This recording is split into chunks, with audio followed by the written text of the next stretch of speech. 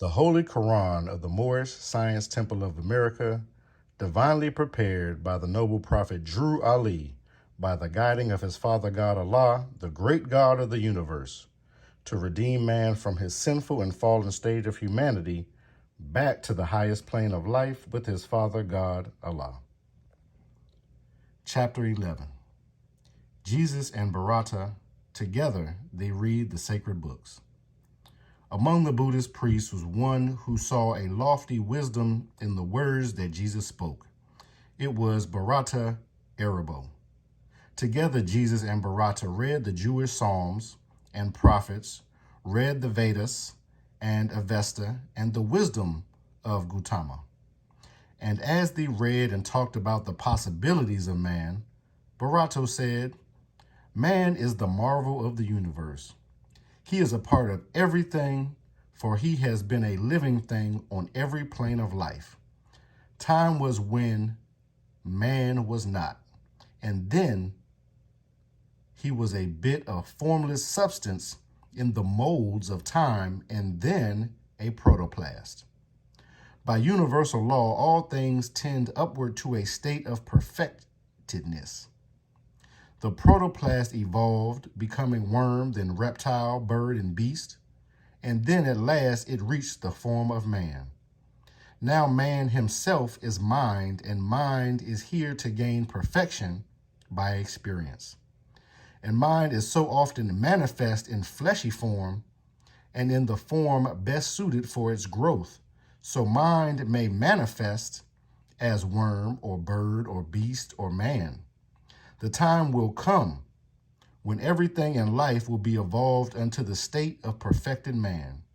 And after man is in perfectness, he will evolve to a higher forms of life." And Jesus said, "Bharata Arabo, who told you this? That my mind, which is man, may manifest in flesh or beast or bird or creeping thing?"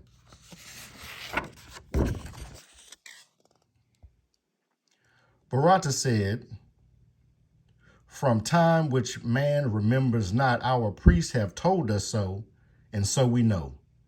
And Jesus said, "Enlighten, Arabo, are you a mastermind and do not know that man knows naught by being told?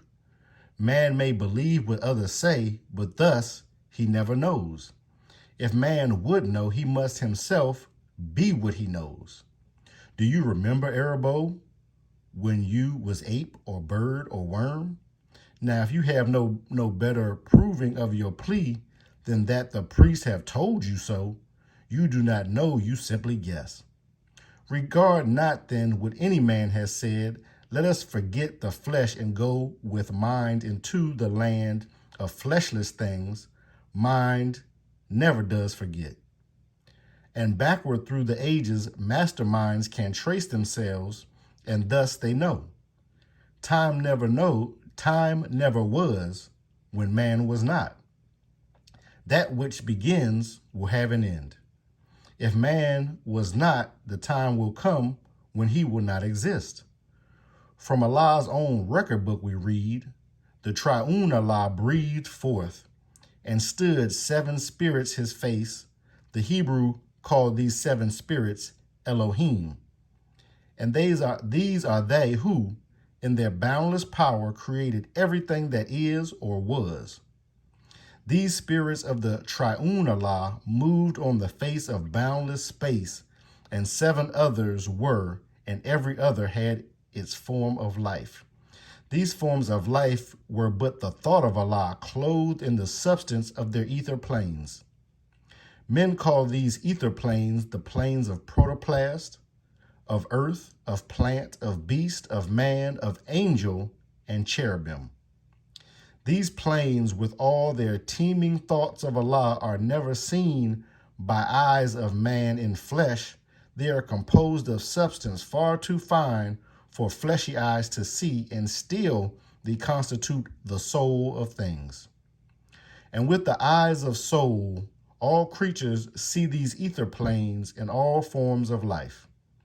Because all forms of life on every plane of thoughts of Allah All creatures think, and every creature is possessed of will, and in its measure has the power to choose. And in their native planes, all creatures are supplied with nourishment as from the ethers in their planes. And so it was with every living thing until the will became a sluggish will.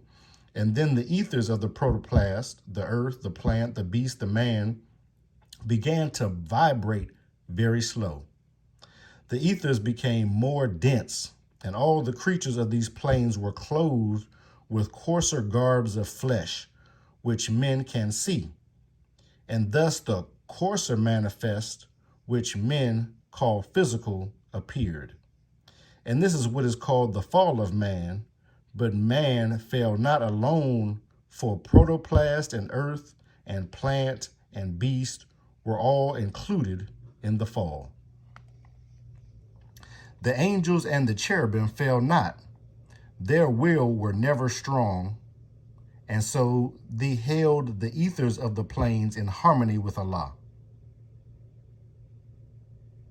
Now when the ether reached the rate of atmosphere, and all the creatures of these plains must get their food from atmosphere, the conflict came, and then that which the finite man called survival of the best became a law.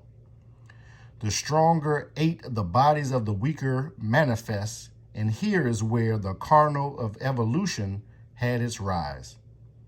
And now man in his utter shamelessness strikes down and eats the beasts.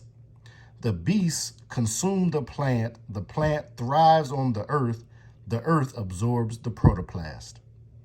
In yonder kingdom of the soul, this carnal evolution is not known, and the great work of masterminds is to restore the heritage of man, to bring him back to his estate that he had lost, which he again will live upon the ethers of his native plane. The thoughts of Allah change not. The manifest of life on every plane unfolds into perfection of their kind, and as the thought of Allah can never die, there is not death to any being of the seven ethers, of the seven spirits of the triune Allah. And so on earth is never plant.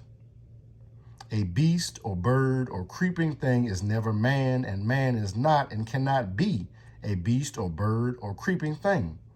The time will come when all these manifests will be absorbed, and man and beast and plant and earth and protoplast will be redeemed.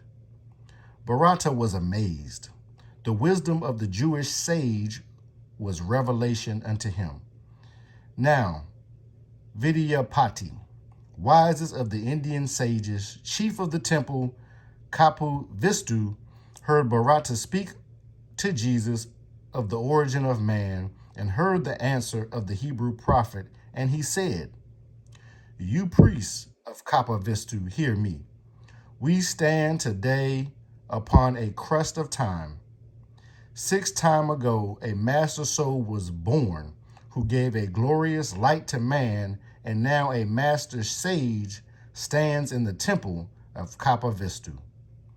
The Hebrew prophet is the rising star of wisdom deified. He brings to us a knowledge of the secret things of Allah, and all the world will hear his words and glorify his name. You priests of temple, Kapavistu, stay, be still, and listen when he speaks. He is the living oracle of Allah." And all the priests gave thanks and praised the Buddha of enlightenment. Reading from the Holy Koran of the Moorish Science Temple of America, divinely prepared by the noble prophet Drew Ali. That was chapter 11.